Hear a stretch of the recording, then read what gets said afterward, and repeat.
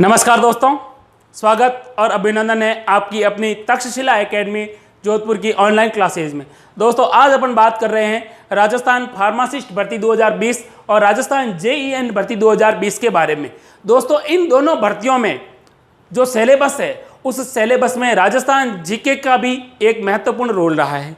इसी को ध्यान में रखते हुए और विद्यार्थियों की मांग पर तक्षशिला एकेडमी जोधपुर आपके लिए लेकर आया है topic wise online test series, जिसमें आपको पहले जो पूर्व परीक्षाओं में आ चुके हैं प्रश्न वो भी मिलेंगे और कुछ नए प्रश्न जो महत्वपूर्ण साबित होंगे आपके सिलेक्शन के लिए, उन प्रश्नों को भी हम शामिल करेंगे। तो दोस्तों तक्षशिला एकेडमी जोधपुर की ऑनलाइन क्लासेस से जुड़ने के लिए तक्षशिला एकेडमी जोधपुर का जो चैनल है उस चैनल को सब्सक्राइब कीजिए, लाइक कीजिए एंड शेयर कीजिए।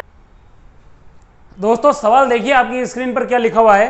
राजस्थान में प्राप्त सबसे प्राचीन सिक्के कहलाते थे, यानी राजस्थान में सबसे प्राचीन जो सिक्के थे उनको क्या कहते थे। चार ऑप्शन है, आहत सिक्के, पंचमार्क सिक्के, झाड़शाही सिक्के या गदिया सिक्के। दोस्तों राजस्थान के जो सबसे प्राचीन सिक्के थे वो कहलाते थे आहत सिक्के। दोस्तों ये आहत सिक्के राजस्थान के कैसे हैं, सबसे प्राचीन, राजस्थान में प्राचीनतम सिक्के हैं ये। अब सवाल कभी ये पूछ रहे कि आहत सिक्के मिले कहाँ से हैं, तो दोस्तों हमेशा ध्यान रखना कि ये कहाँ से मिले हैं, बैराट से मिले हैं। बैराट कहाँ पर है, जयपुर। सीवी प्राचीन नाम है, सीवी किसका, चित्तौड़ का, तो चित्तौड़ से भी इसके अवशेष मिले हैं। इसके अलावा इनको आहत सिक्के क्यों कहा जाता है। आहत का मतलब ये हुआ कि इन सिक्कों को क्या हुआ है, पीट पीट कर क्या बनाया गया है, चपट्टा बनाया गया है बिल्कुल, इसलिए इनको कहा गया है आहत सिक्के।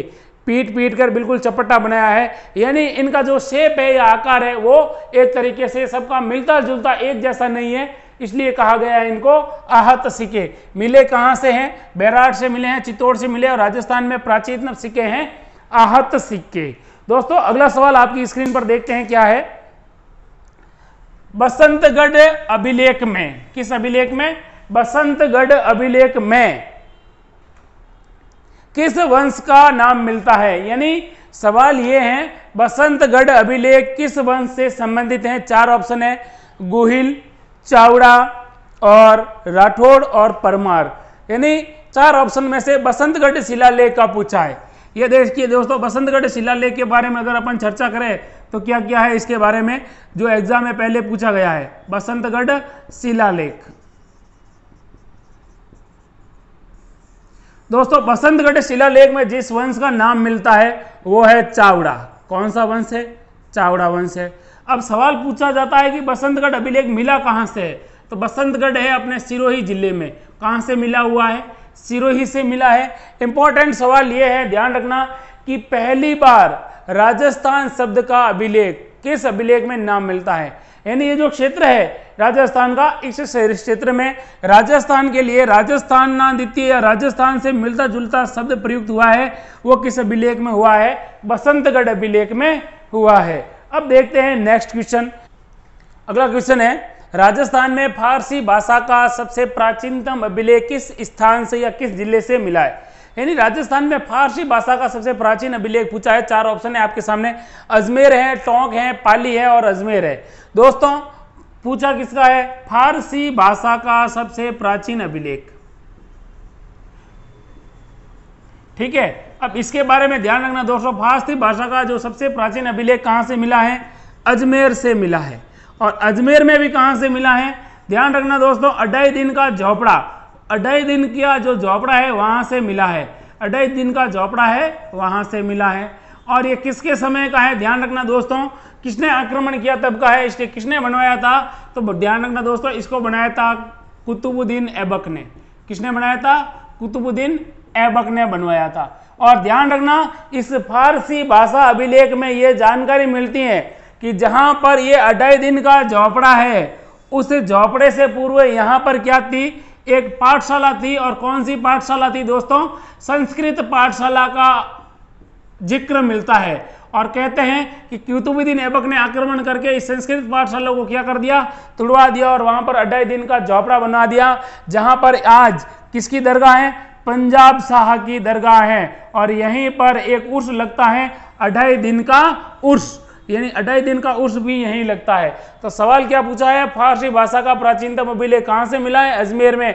अजमेर में क्या, कहाँ पर? 2.5 दिन का झोपड़ा है, वहां पर फारसी भाषा का अभिलेख मिला है। इस फारसी भाषा का अभिलेख है, इसको बनवाया किसने था? कुतुबुद्दीन ऐबक ने बनाया था। इस फारसी भाषा अभिलेख है जो 2.5 दिन के झोपड़े में, यहाँ पर लिखा है कि जहाँ पर ये 2.5 दिन का झोपड़ा है वहां पर प्राचीन काल में संस्कृत पाठशाला थी, जिसका निर्माण विग्रहराज चतुर्थ ने करवाया था। अब देखते हैं नेक्स्ट सवाल पूछा है, देखिए, अक्खेशाही सिक्के किस रियासत में प्रचलित थे? कौन से सिक्के? अक्खेशाही सिक्के। 4 ऑप्शन है, मेवाड़ है, हाड़ौती है, जैसलमेर है और मारवाड़ है। दोस्तों अक्खेशाही सिक्के हैं, ध्यान रखना दोस्तों, ये जो अक्खेशाही सिक्के हैं ये किस रियासत में थे सिक्के? ये थे अपने जैसलमेर में। कहाँ पर थे? जैसलमेर रियासत में। यानी जैसलमेर के शासक है वो अक्खेशाही सिक्के चलाते थे। लेकिन कभी भी पूछ ले कि सिक्कों का अध्ययन क्या कहलाता है, तो ध्यान रखना दोस्तों, इसको कहते हैं न्यूमिस्मेटिक्स। न्यूमिस्मेटिक्स का मतलब होता है सिक्कों का अध्ययन, study of coins. Next question आपकी स्क्रीन पर दिख रहा है, झाड़शाही सिक्का कौन सी रियासत में प्रचलित था? झाड़शाही सिक्का कौन सी रियासत में प्रचलित था? 4 ऑप्शन है, पहला है करौली, दूसरा मारवाड़, तीसरा जयपुर और चौथा है मेवाड़। दोस्तों झाड़शाही सिक्के का पूछा है और झाड़शाही सिक्का था, ये देखिए कुछ इसका मतलब निकलता है, क्या होता है झाड़शाही? झाड़शाही ये सिक्का है, ये कहाँ का है? आमेर। आमेर का मतलब ये हुआ कि जो जयपुर है उसी जयपुर को आमेर कहा जाता है, वहां से प्राप्त हुआ है। झाड़शाही इसलिए कहा जाता है क्योंकि ये जो सिक्का है, ये सिक्के पर कितनी टहनियां हैं? देखिए इस तरह से क्या बनी हुई है, 4, 5, 6, टोटल कितनी? 6 झाड़ियों के निशान है। और झाड़ मतलब, झाड़ का मतलब झाड़ियां होता है, इसलिए इसको झाड़शाही नाम दिया है कि झाड़शाही सिक्का कहाँ था? जयपुर रियासत या आमेर रियासत का था। झाड़शाही नाम इसलिए क्योंकि इसके ऊपर झाड़ियों के निशान थे। अब देखते हैं नेक्स्ट क्वेश्चन, राजपूतों की उत्पत्ति अग्निकुंड से किस रास्तों में बताई गई है? राजपूतों की उत्पत्ति अग्निकुंड से किस रियासत में बताई गई है? 4 ऑप्शन है आपके सामने, किस रासों में बताई गई है? मतलब एक पुस्तक है रासो, 4 ऑप्शन है, हमीर पृथ्वीराज रासो, हमीर रासो, राम रासो या प्रताप रासो। दोस्तों ये जो राजपूत है थोड़ा डिटेल में है लेकिन काम आएगा। राजपूतों की उत्पत्ति और इसको किससे बताया गया है? अग्निकुंड से। और अग्निकुंड से किस पुस्तक में बताया गया है वो अपन बात करेंगे। दोस्तों इसको बताया गया है, एक पुस्तक है जिसका नाम है पृथ्वीराज रासो। और पृथ्वीराज रासो ये पुस्तक है, इस पुस्तक को किसने लिखा था? तो हमेशा ध्यान रखना, इस पुस्तक को लिखा था किसने? आप लोगों को पता होगा, चंद्रबरदाई ने। किसने लिखा था? चंद्रबरदाई ने लिखा था, जो पृथ्वीराज चौहान तृतीय का मित्र भी था और उसके दरबार में भी रहता था। इस पुस्तक में यह बताया गया है कि सबसे पहले 4 राजपूत जातियां हैं, वो एक अग्निकुंड से क्या हुई है? उत्पन्न हुई है। और यह बताया गया है कि वो 4 राजपूत जातियां कौन कौन सी थी? तो एक तो थी प्रतिहार, दूसरी थी परमार, तीसरी थी चालुक्य और चौथी थी चौहान। अब सवाल ये पूछ ले कि अग्निकुंड यज्ञ किसने किया? तो अग्निकुंड यज्ञ करने वाले थे एक ऋषि जिनका नाम था महर्षि वशिष्ठ। कहा जाता है कि धरती पर पाप अधिक बढ़ गया था, राक्षस थे वो ऋषि मुनियों को तंग किया करते थे और बहुत अधिक आतंक मचा रहे थे। तब महर्षि वशिष्ठ ने यह कहाँ पर किया था? अग्निकुंड यज्ञ। तो ये भी सवाल पूछा गया है, ये किया था आबू में। तो आबू में जाकर ये अग्निकुंड यज्ञ किया और वहां से राजपूतों की उत्पत्ति हुई। और वहां पर कितने राजपूतों की उत्पत्ति मानी जाती है? तो ध्यान रखना, 4 की मानी जाती है, प्रतिहार, परमार, चालुक्य, चौहान। और अग्निकुंड से उत्पत्ति मानी जाती है। और इसका पहली बार वर्णन किसने किया था? पृथ्वीराज रासो ने किया। पृथ्वीराज रासो नामक पुस्तक में किसने किया था? चंद्रबरदाई ने। और चंद्रबरदाई किसके दरबार में रहता था? तो ध्यान रखना दोस्तों, पृथ्वीराज चौहान तृतीय, अजमेर का अंतिम प्रतापी शासक। ध्यान रखना दोस्तों, जिसने तराइन का प्रथम और द्वितीय युद्ध लड़ा था। प्रथम में जीत गए थे और द्वितीय में ये खुद पराजित हो गए थे। नेक्स्ट क्वेश्चन है आपका, किस क्षेत्र में पंचमार्क सिक्कों के सबसे पहले साक्ष्य मिले हैं? देखिए सिक्के का नाम है पंचमार्क और पंचमार्क सिक्कों का पूछा है कि कहां पर उसके सबसे पहले साक्ष्य मिले हैं। 4 राज्यों के नाम पूछे हैं। पंजाब है, हरियाणा है, राजस्थान है या गुजरात है। दोस्तों पंचमार्क सिक्के, ये जो पंचमार्क सिक्के हैं ये राजस्थान में मिले हैं। कहाँ पर मिले हैं? राजस्थान में। और दोस्तों अगर कभी भी राजस्थान में भी कभी पूछ ले तो बैराट में, और बैराट कहाँ पर है आपको पता होगा, जयपुर में मिले हैं। तो पंचमार्क सिक्के राजस्थान में मिले हैं, ठीक है। राज्य का पूछे और स्थान का पूछे तो बैराट का, और जिले का पूछे तो जयपुर का। नेक्स्ट क्वेश्चन है, राजपूत वैदिक आर्यों की संतान है। राजपूत वैदिक आर्यों की संतान है, इस मत के प्रतिपादक हैं। 4 ऑप्शन है आपके सामने, गौरीशंकर हीराचंद ओझा, V.A. स्मिथ, यदुनाथ सरकार, राजशेखर। यानी इसमें यह बताया गया है कि भाई किस व्यक्ति ने कहा था कि राजपूत है वो वैदिक आर्यों की संतान है, और ये बताया था आपके गौरीशंकर हीराचंद ओझा ने। किसने बताया था दोस्तों? ये गौरीशंकर हीराचंद ओझा ने सबसे पहले बताया था कि राजपूत है वो आर्यों की संतान है। इसके अलावा देखिए राजपूतों की उत्पत्ति के अलग अलग मत मिलते हैं, लेकिन जो इसका सवाल जो सही आंसर होगा वो गौरीशंकर हीराचंद ओझा होगा। अगला प्रश्न देखिए, Annals and Antiquities of Rajasthan के लेखक Colonel James Tod political agent थे। 4 ऑप्शन है, यानी एक पुस्तक है Annals and Antiquities of Rajasthan, और इस पुस्तक के क्या पूछे हैं कि लेखक थे जो कौन थे? Colonel James Tod. ये क्या थे? यानी पॉलिटिकल एजेंट थे। ये कहाँ के थे? में आपका जो ए ऑप्शन है उसमें मेवाड़ है, फिर आपका पश्चिमी राजपूत स्टेट है, मारवाड़ है या आमेर है। दोस्तों कर्नल जेम्स टॉड,